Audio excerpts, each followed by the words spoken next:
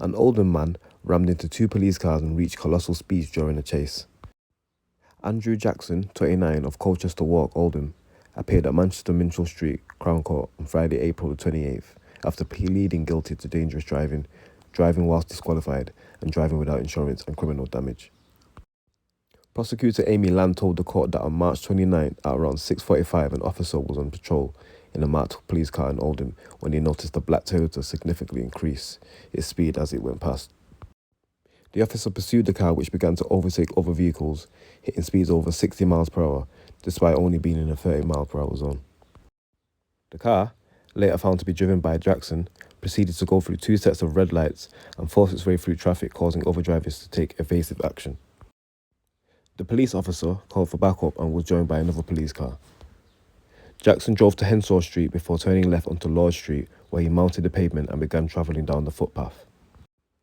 A tyre deflation device was deployed by the police, and despite one of the car's rear tyres being deflated, Jackson drove on and narrowly missed another motorist before attempting to ram into one of the police cars. Jackson then brought the car to a stop and was boxed in by the two police cars that blocked his car from the front and the rear. At this point, Jackson rammed his car into the police car in front, causing the officer inside to suffer whiplash before reversing into the police car behind him and driving off. The police chase continued until Jackson crashed into a parked vehicle. He attempted to flee but was captured and then taken into Ashton Police Station. The pursuit lasted 12 minutes in total. The court heard that Jackson had 20 previous convictions for 41 offences and has been convicted of driving whilst disqualified on 4 previous occasions and dangerous driving on 2 previous occasions.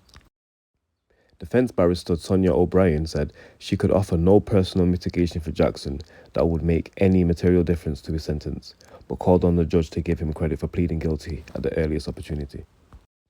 Passing sentence, Recorder Graham Wells said the custody threshold has been well and truly passed and that Jackson had committed the highest level of dangerous driving. He added that Jackson had gone through shopping, living and commercial areas at a colossal speed, and it was at a great mercy that no members of the public were affected other than the owner of the parked vehicle that Jackson crashed into.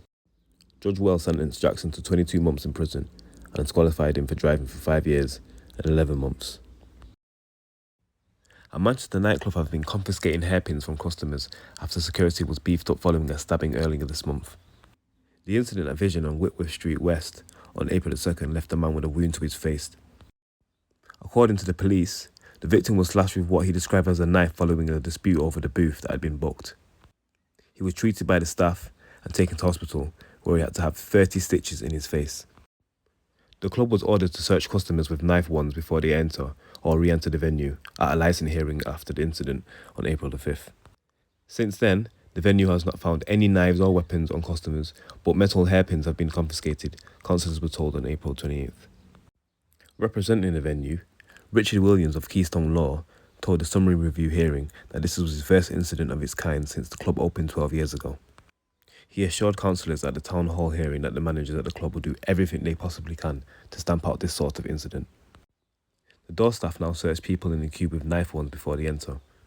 The solicitor said they've not recovered any knife or weapon so far, but there have been people who have been stopped who have hairpins, metal hairpins that are used by some people, and they have taken off the customers. Speaking after the hearing, representatives from the club told the local Democracy Reporting Service that 2 hairpins have been taken off customers in the last month. This is because this type of hairpin, which is typically used for Afro-Caribbean hair, has a sharp spike at the end, they said. Councillors questioned whether the club should install a security arch at the entrance, but General Manager Charles Herbert said this will slow things down.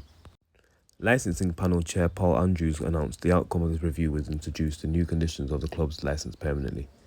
He added, "We do recognise this place is run well." Houses and cars were torched in a series of targeted arson attacks following what is now understood to be a dispute between a drugs gang. Farnworth and its surrounding areas were rocked by a series of 6 arson attacks said to be a link to a tit-for-tat gang war. Several homes and cars were set ablaze in the Farnworth, Great Lever and Dorp areas in a single hour of violence and destruction in the early hours of April 16th. The Madchester Evening News now understand that although the catalyst for the string of targeted and linked incidents has not yet been identified, it centred around an organised crime gang involved in the dealings of drugs in the area. Greater Manchester Police have so far arrested and conditionally bailed 6 people on suspicion of conspiracy to commit arson following a number of warrants carried out over the weekend. Another wanted suspect is also understood to have left the country.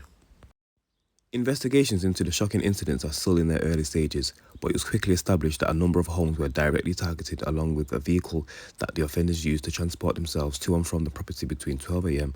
and 1 a.m. on April 16th. That same vehicle was then deliberately torched in a bid to eradicate any forensic evidence. It was so badly damaged that the police are still carrying out any work to try find the person responsible for the car blaze.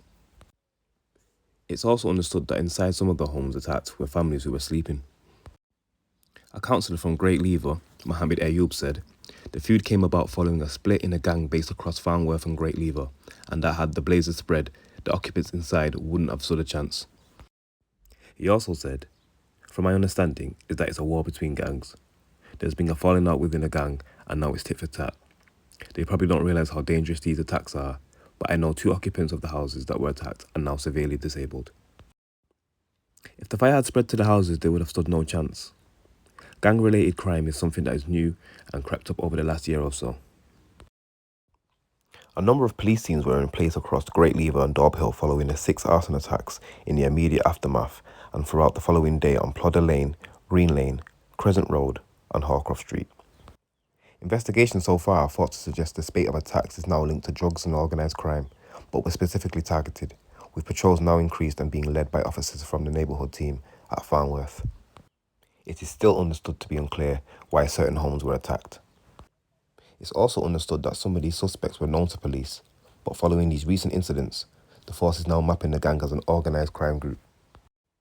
As part of efforts to disrupt the activities of gang crime in the area and ongoing investigations, Greater Manchester Police have also carried out 3 warrants and seized materials of interest over the weekend.